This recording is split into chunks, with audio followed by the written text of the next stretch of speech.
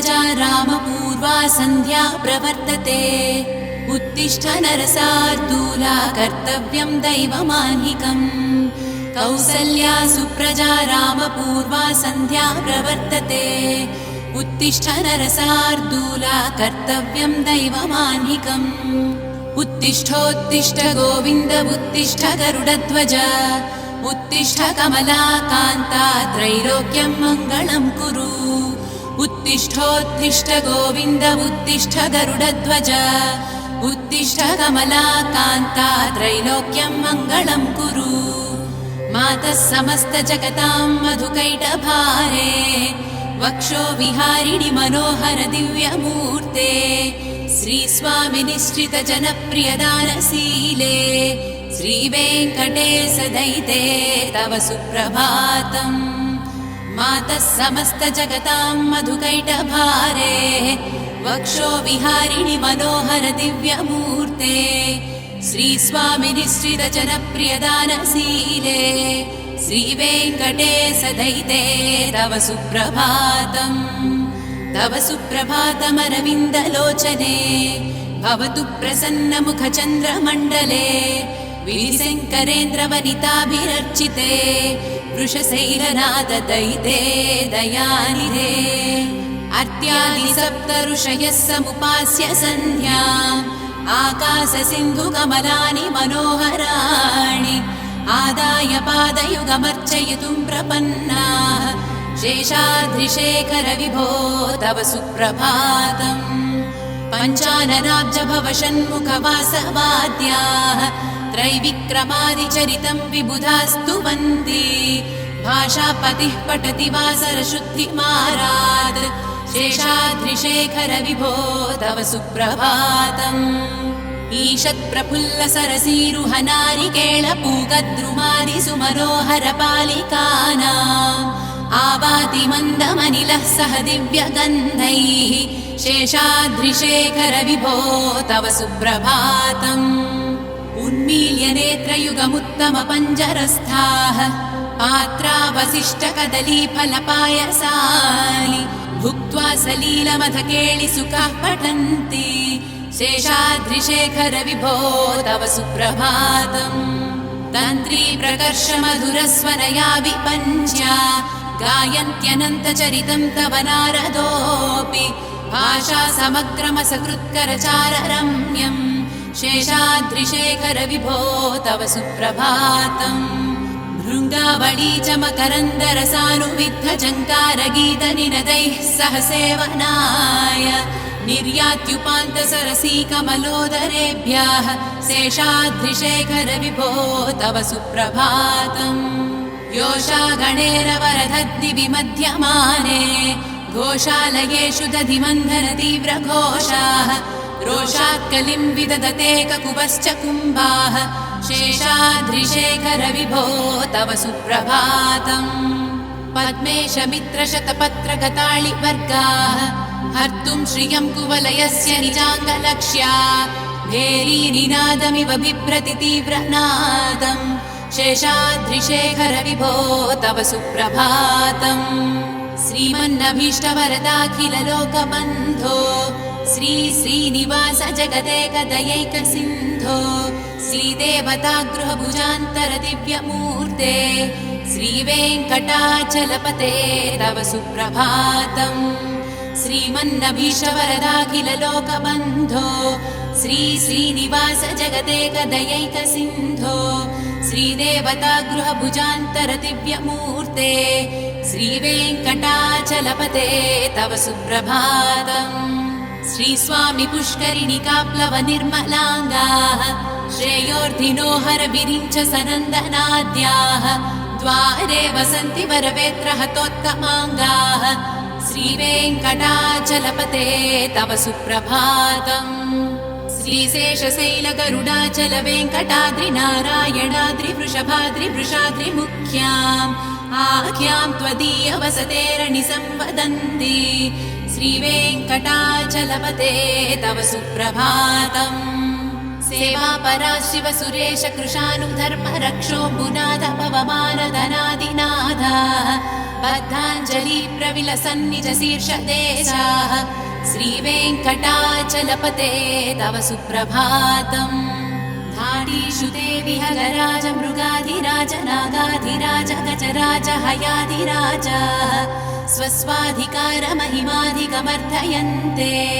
श्रीवेङ्कटाचलपते तव सुप्रभातम् सूर्येन्दुभौमभुतवाक्पति काव्यशौरिस्वर्भानुकेतुदिविषत्परिषत्प्रधानाः त्वद्दासदासचरमावधिदासदासाः श्रीवेङ्कटाचलपते तव सुप्रभातम् तत्पादधूलिभरितस्फुरितोत्तमाङ्गाः स्वर्गापवर्गनिरपेक्षनिजान्तरङ्गाः कल्पागमाकलनयाकुलतां लभन्ते श्रीवेङ्कटाचलपते तव सुप्रभातम् त्वद्गोपुराग्रशिखराणि निरीक्षमाणाः स्वर्गापवर्गपदवीं परमाश्रयन्तः मर्त्या मनुष्यभुवने मतिमाश्रयन्ते श्रीवेङ्कटाचलपते तव सुप्रभातम् श्रीभूमिनायक दयादिगुणामृताभे देवाधिदेव जगदेक शरण्यमूर्ते श्रीमन्ननन्त गरुडाधिभिरर्चिताङ्घ्रे श्रीवेङ्कटाचलपते तव सुप्रभातम्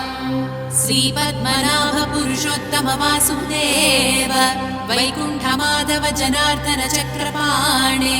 श्रीवत्स चिह्न शरणागत पारिजात श्रीवेङ्कटाचलपते तव सुप्रभातम् कन्दर्पदर्पहर सुन्दर दिव्यमूर्ते कान्ताकुचाम्बुरुह कुट्मललोल दृष्टे कल्याण निर्मल गुणाकर दिव्यकीर्ते श्रीवेङ्कटाचलपते तव सुप्रभातम् मीनाकृते कमठकोल नृसिंहवर्णिन्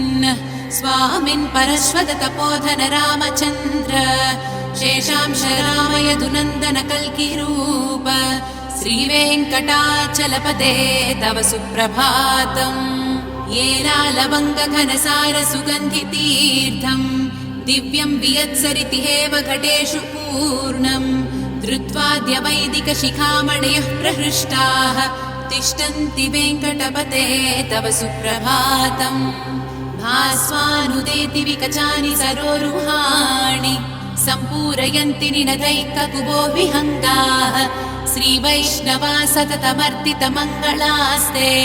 धामाश्रयन्ति तव वेङ्कट सुप्रभातम् ब्रह्मादयः सुरवराः समहर्षयस्ते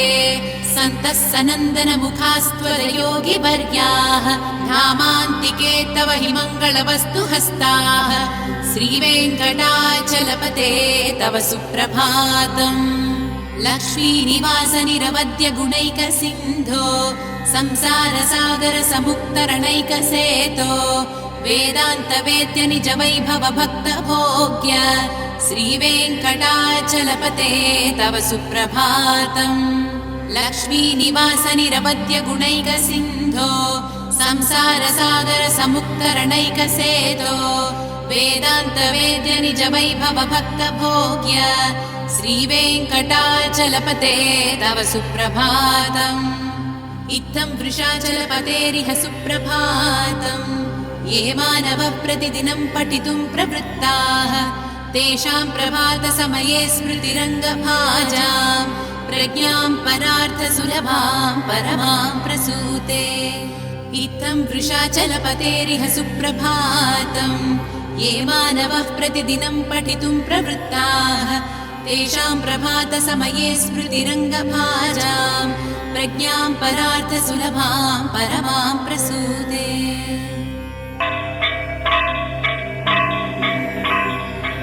कमलाकुचूचुक कुङ्कुमतो नियतारुणितातुलनीलतनो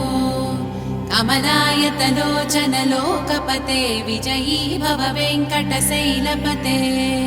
कमलाकुचूचुक कुङ्कुमतो नियतारुणितातुलनीलतनो कमलायतलोचन लोकपते विजयी भव वेङ्कटशैलपते स चतुर्मुख षण्मुख पञ्चमुख प्रमुखाखिल दैवतमौलिमणे शरणागतवत्सलसारनिधे परिपालय मां वृषशैलपते अतिवेलतया तव दुर्विषहैरनुवेलकृतैरपराधसतैः हरितं त्वरितं वृषशैलपते परया कृपया परिपाहि हरे अधिवेङ्कटशैलमुदारमते जनताभिमताधिकदानरतात् परदेवतया गदितानि गमै कमलादयितान्न परङ्कलये कलवेणुरवावस गोपवधू शतकोटिवृतात् स्मरकोटिसमात् प्रतिवल्लविकाभिमतात् सुखदात् वसुदेवसुतान्न परङ्कलये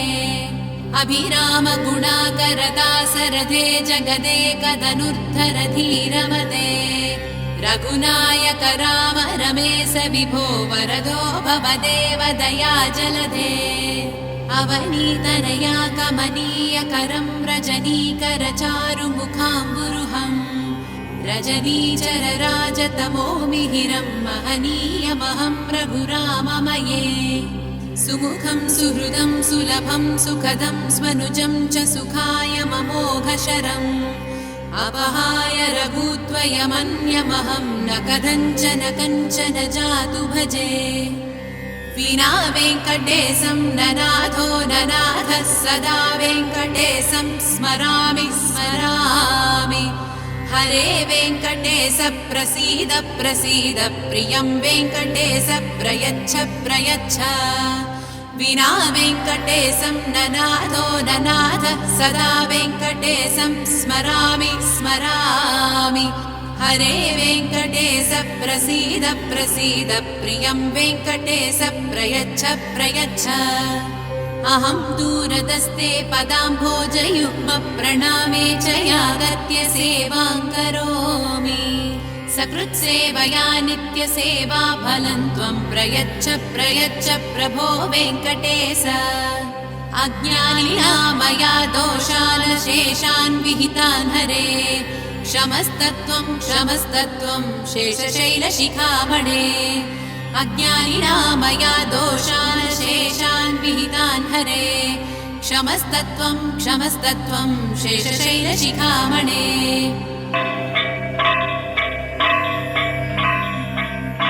ईशानां जगतोऽस्य वेङ्कटपतेर्विष्णोः परां प्रेयसीं तत्वक्षस्थलनित्यवासरसिकां तत्क्षान्तिसंवर्धिनीं पद्मालङ्कृतपाणिपल्लवयुगां पद्मासनस्थां श्रियं वात्सल्यादिगुणोज्ज्वलां भगवतीं वन्दे जगन्मातरम्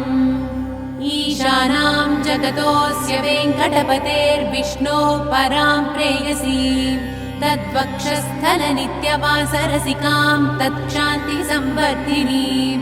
पद्मालङ्कृतपाणिपल्लवयुगां पद्मासनस्थां श्रियं वात्सल्यादिगुणोज्ज्वलां भगवतीं वन्दे जगन्मातरम् श्रीमन्कृपाजलनिधे कृत सर्वलोक सर्वज्ञ शक्तनत वत्सल सर्वशेषिन् स्वामिन् सुशील सुलभाश्रित पारिजात श्रीवेङ्कटेश चरणौ शरणं प्रपद्ये श्रीमन्कृपाजलनिधे कृत सर्वलोक सर्वज्ञ शक्तनत वत्सल सर्वशेषिन् स्वामिन् सुशील सुलभाश्रित पारिजात श्रीवेङ्कटेश चरणौ शरणं प्रपद्ये आनूपुरार्चित सुजात सुगन्धि पुष्प सौरभ्य सौरभकरौ समसन्निवेशौ सौम्यौ सदानुभवनेऽपि नवानुभाव्यौ श्रीवेङ्कटेश चरणौ शरणं प्रपद्ये सद्यो विकासि समुदित्वर सान्द्र राग सौरभ्य निर्भर सरोरुह साम्यवार्ताम् सम्यक्षु साहस पदेषु विलेखयन्तौ श्रीवेङ्कटेश चरणौ शरणं प्रपद्ये रेखामयध्वज सुधा कलशातपत्र वज्राङ्कुशाम्बुरुह कल्पक शङ्ख चक्रैः भव्यैरलङ्कृत तलौ परतत्त्वचिह्नैः श्रीवेङ्कटेश चरणौ शरणं प्रपद्ये ताम्रोदरद्युतिपराजित पद्मरागौ बाह्यैर्महोभिरविभूत महेन्द्र नीलौ उद्यन्नकांशुविरुदस्त शशाङ्कभासौ श्रीवेङ्कटेशचरणौ शरणं प्रपद्ये सप्रेमभीतिकमलाकरपल्लवाभ्यां संवाहनेऽपि सपदि क्लममादधानौ कान्ताववाङ्मनसगोचरसौ कुमार्यौ श्रीवेङ्कटेशचरणौ शरणं प्रपद्ये लक्ष्मीमही तदनुरूप निजानुभावनीनादिदिव्यमहिषीकरपल्लवानाम् आरुण्यसङ्क्रमणतः किल सान्द्ररागौ श्रीवेङ्कटेशचरणौ शरणं प्रपद्ये नित्यानमद्विधि शिवादि किरीटकोटिप्रत्युक्तदीप्तनवरत्नमः प्ररोहैः नीराजनाभिधिमुदारमुपादधानौ श्रीवेङ्कटेशचरणौ शरणं प्रपद्ये विष्णोः पदे परमैद्युदितप्रशंसौ यौ मध्व उत्स इति भोग्यतयाप्युपात्तौ भूयस्तदेति तव पाणितलप्रतिष्ठौ श्रीवेङ्कटेशचरणौ शरणं प्रपद्ये पार्थाय तत्सदृशसारथिना त्वयैव यौ दर्शितौ स्वचरणौ शरणं व्रजेति भूयोऽपि मह्यमिह तौ करदर्शितौ ते श्रीवेङ्कटेशचरणौ शरणं प्रपद्ये मन्मूर्तिकाळ्यपणे विकटाटवीषु श्रीवेङ्कटाद्रिशिखरे शिरसि श्रुतीनाम् चित्तेऽप्यनन्यमनसां सममाहितौ ते श्रीवेङ्कटेशचरणौ शरणं प्रपद्ये अम्लानहृष्यदवनीतलकीर्णपुष्पौ श्रीवेङ्कटाद्रिशिखराभरणाय मानौ आनन्दिताखिलमनोनयनौ तवैतौ श्रीवेङ्कटेशचरणौ शरणं प्रपद्ये प्रायप्रपन्नजनता प्रथमावगाह्यौ मातुस्तनाविव शिशोरमृतायमाणौ प्राप्तौ परस्परतुलामतुलान्तरौ ते श्रीवेङ्कटेशचरणौ शरणं प्रपद्ये सत्त्वोत्तरैः सततसेव्यपदाम्बुजेन संसारतारकतयार्धदृगञ्चलेन सौम्योपयन्तृमुनिना मम दर्शितौ ते श्रीवेङ्कटेशचरणौ शरणं प्रपद्ये सत्त्वोत्तरैः सततसेव्यपदाम्बुजेन संसारतारकतयार्धदृगञ्चलेन सौम्योपयन्तृमुनिना मम दर्शितौ ते श्रीवेङ्कटेशचरणौ शरणं प्रपद्ये श्रीशश्रिया घटिकया त्वदुपाय भावे प्राप्ये त्वयि स्वयमुपेयतया स्फुरन्त्या नित्याश्रिताय निरवध्य गुणाय तुभ्यं स्यां किङ्करो वृषगिरीश न जातु मह्यम्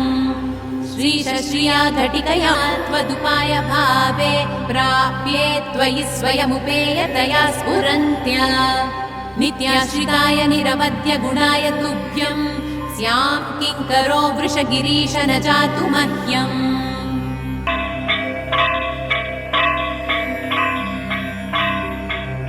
श्रियः कान्ताय कल्याणनिधये निधयेऽर्थिनाम् श्रीवेङ्कटनिवासाय श्रीनिवासाय मङ्गलम् श्रियः कान्ताय कल्याणनिधये निधयेऽर्थिनाम् श्रीवेङ्कटनिवासाय श्रीनिवासाय मङ्गलम् लक्ष्मी सविभ्रमालोकसुभ्रूविभ्रमचक्षुषे चक्षुषे सर्वलोकानां वेङ्कटेशाय मङ्गलम् श्रीवेङ्कटाद्रिशृङ्गाग्रमङ्गलाभरणाङ्ग्रये मङ्गलानां निवासाय श्रीनिवासाय मङ्गलम् सर्वावयवसौन्दर्यसम्पदा सर्वचेतसां सदा सम्मोहनायास्तु वेङ्कटेशाय मङ्गलम् नित्याय निरवध्याय सत्यानन्दचिदात्मने सर्वान्तरात्मने श्रीमद्वेङ्कटेशाय मङ्गलम् स्वतः सर्ववीरे सर्वशक्तये सर्वशेषिणे सुलभाय सुशीलाय वेङ्कटेशाय मङ्गलम् परस्मै ब्रह्मणे पूर्णकामाय परमात्मने प्रयुञ्जे परतत्त्वाय वेङ्कटेशाय मङ्गलम् आकालतत्त्वमश्रान्तमात्मनामनुपश्यताम् अतृप्त्यमृतरूपाय वेङ्कटेशाय मङ्गलम् प्रायस्वचरणौ पुंसां शरण्यत्वेन पाणिना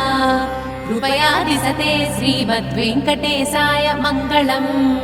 दयामृततरङ्गिण्यास्तरङ्गैरिव शीतलैः अपाङ्गैः सिञ्चते विश्वं वेङ्कटेशाय मङ्गलम् स्रग्भूषाम्बरहेतीनां सुषमावहमूर्तये सर्वार्तिसमनायास्तु वेङ्कटेशाय मङ्गलम् श्रीवैकुण्ठविरक्ताय स्वामि पुष्करिणीतटे रमया रममाणाय वेङ्कटेशाय मङ्गलम्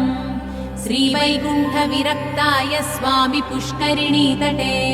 रमया रममाणाय वेङ्कटेशाय मङ्गलम् श्रीमत्सुन्दरजामातृमुनिमानसवासिने सर्वलोकनिवासाय श्रीनिवासाय मङ्गलम् मङ्गलाशासनपरैर्मदाचार्यपुरोगमैः सर्वैः च पूर्वैराचार्यैः सत्कृतायास्तु मङ्गलम्।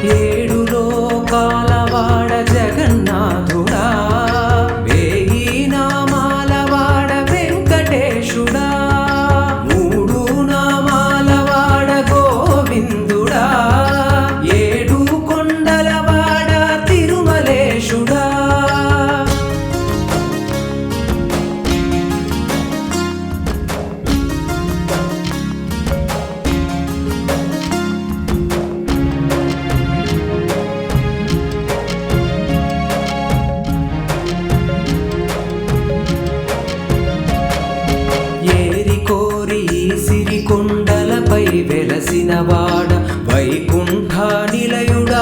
గోవిందుడా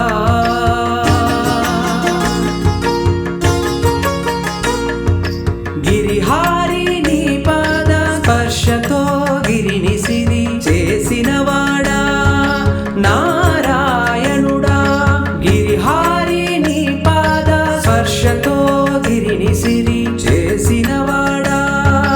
నారాయణుడా గోవింద హరి గోవింద గోవింద గిరి గోవింద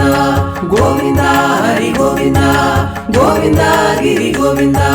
గోవింద గోవింద గోవింద గోవింద గోవింద గోవింద గోవింద గోవింద మూడు నామాల వాడ గోవిందుడా ఏడు కొండల వాడ తిరుమలేశుడా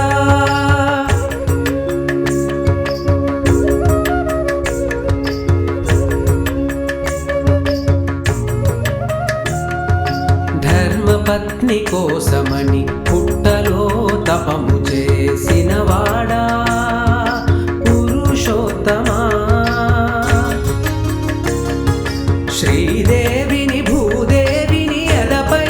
నిలుపుకున్న పద్మాలయుడా గోవింద హరి గోవింద గోవింద గిరి గోవింద గోవింద హరి గోవింద గోవింద గిరి గోవింద గోవింద గోవింద గోవింద గోవింద గోవింద గోవింద గోవింద గోవింద మూడు నామాల వాడ గోవిందుడా ఏడు కొండల వాడ తిరుమలేశుడా